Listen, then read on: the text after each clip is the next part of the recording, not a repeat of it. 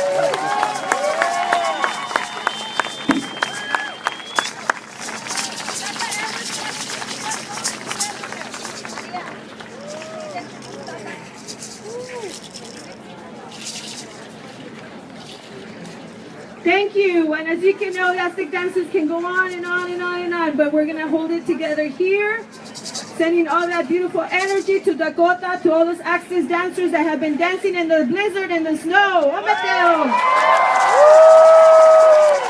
So we are going to introduce one of our elders from New Mexico, from the Zuni Nation. He will be introducing himself and sharing some palabras with us. Tata Edward Wemetiwa. It's a good day. Thank you for this opportunity. I am speaking on behalf of our Tata Marcos Aguilar, who is the principal of Anahuacal Mecca. He is represented by these wonderful children you just saw and heard singing earlier today, or in a few minutes ago. I want to open by acknowledging our veterans of the armed services. Whether you are representing the military from the south or the north or overseas, the point is that no more wars.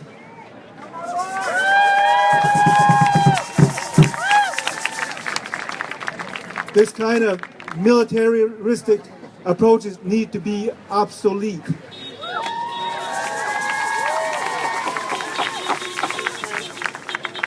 I also want to acknowledge the people of the North, the Eagle, and the people of the South, the people of the Condor. And all these people, institutions and organizations in LA that have come together to make such events like today possible.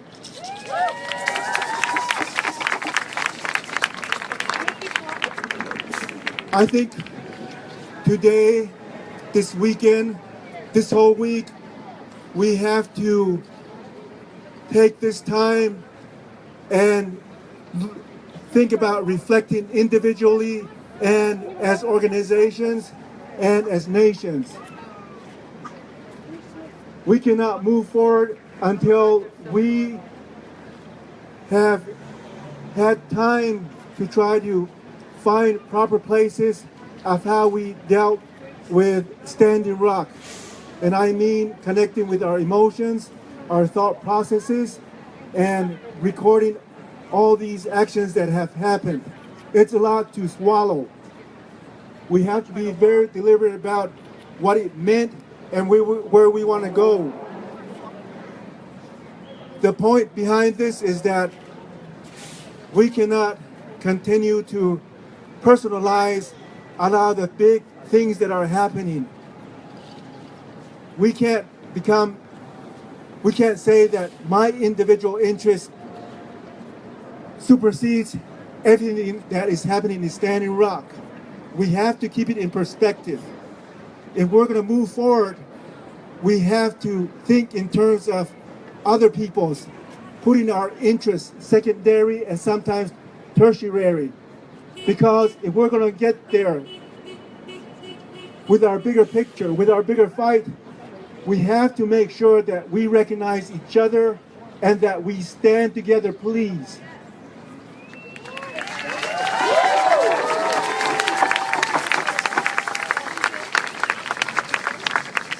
As an elder would say, we are one and you are all our children, and we cannot divide each other.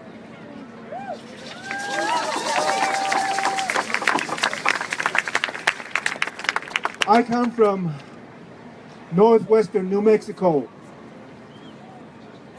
The river that ran through our village died some 20 years ago.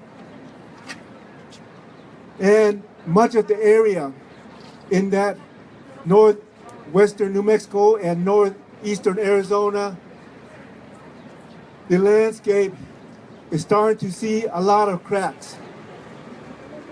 The earth is opening up because the surface waters, the water tables, they're dropping drastically because of water withdrawals, surface water diversions, and just the fact that the rivers, our rivers on the Little Colorado River and our rivers in New Mexico, the Zuni River, they've been diverted.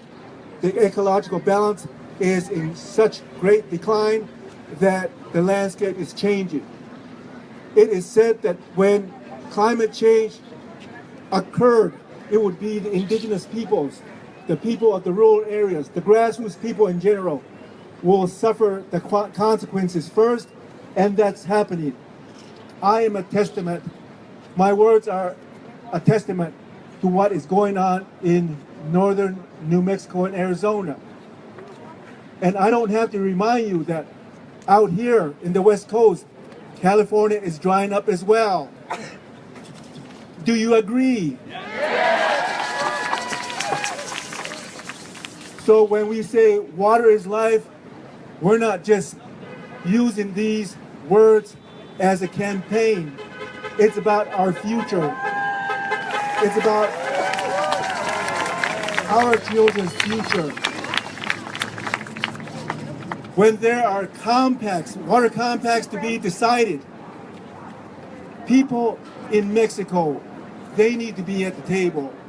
Native Americans, Mexicans, and all the minority groups in the United States need to be at the table. And I say this because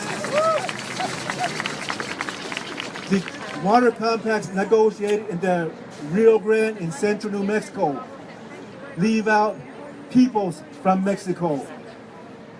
When decisions are made about the Colorado River, people from Mexico need to be at the table because the Colorado River does not survive once it goes beyond the southern borders of the United States. So Mexico needs to be at the table negotiating water compacts.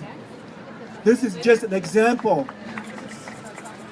of what we need to be thinking about. This is where we need to focus our mind's energy.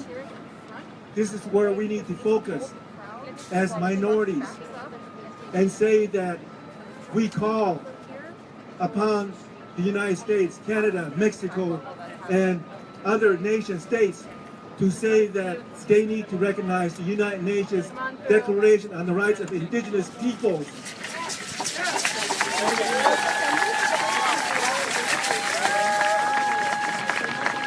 That instrument, that declaration, is our hope in the long run as indigenous peoples of the world.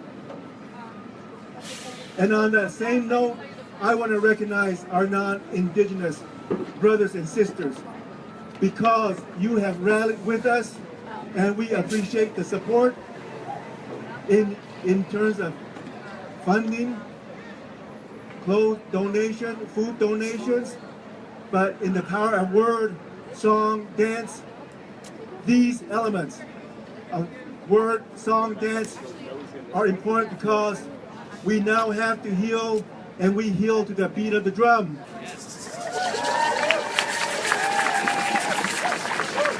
So in closing, let's keep one heart, North and South, and as organizations here in LA, including the City Council of LA, that we do not drive, if there are any wedges, in further in our efforts to protect water.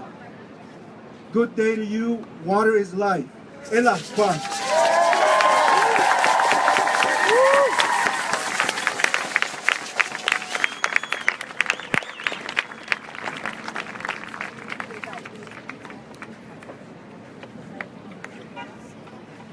Happy Declaration of Human Rights Day.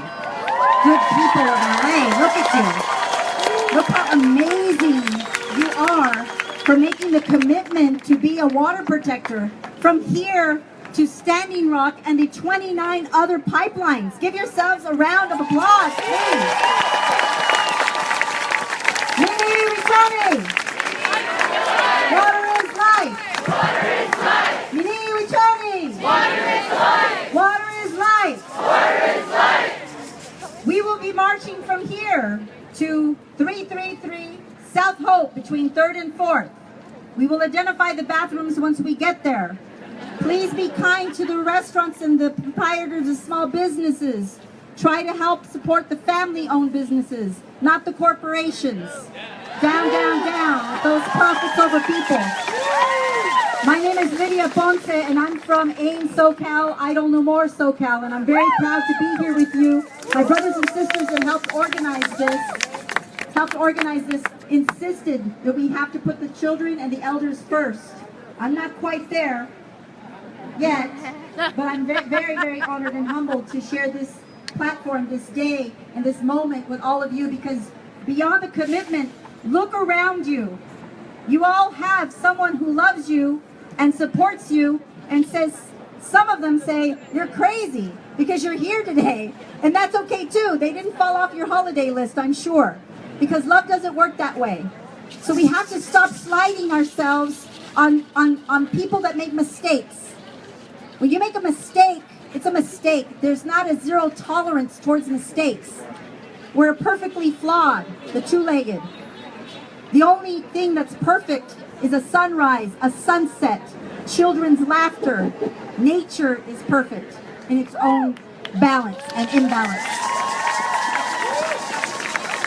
So I want to make sure that you know that if somebody is out of line or rude or just not cool, maybe, just maybe, they get lost in this march to our next space.